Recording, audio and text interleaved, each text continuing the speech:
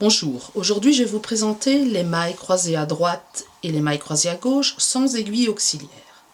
Je procède de deux façons, en fonction du nombre de mailles que j'ai à croiser ou en fonction du type de torsade auquel j'ai affaire.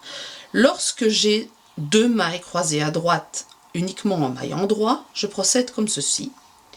J'insère mon aiguille dans la deuxième maille par l'avant et je la tricote à l'endroit. Et puis, j'insère mon aiguille dans la première maille et je la tricote à l'endroit. On a donc une maille croisée à droite, enfin deux mailles croisées à droite. Lorsque je veux croiser des mailles à gauche, sans aiguille auxiliaire, uniquement deux mailles endroit, j'insère mon aiguille par l'arrière de la deuxième maille, je tricote à l'endroit et puis je tricote la première maille à l'endroit par l'avant. On a donc une maille croisée à gauche. Lorsque je veux tricoter sans aiguille auxiliaire des mailles croisées multiples de 2, donc 4, 6 et ainsi de suite, ou que la deuxième maille est une maille envers, je procède comme ceci. Je laisse tomber la maille en fait. Donc ici, je vais croiser à droite. C'est là donc la deuxième maille qui va venir devant la première maille. J'insère mon aiguille dans la deuxième maille de la gauche vers la droite, de la droite vers la gauche.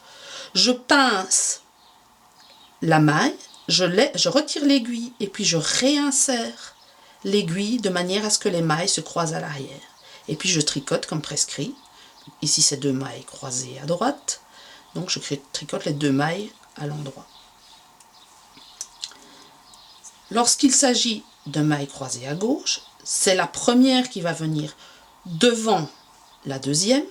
Donc j'insère mon aiguille par l'arrière, je pince mes mailles, je fais tomber la maille, je réinsère l'aiguille dans la maille une fois que les mailles sont croisées et je tricote comme prescrit.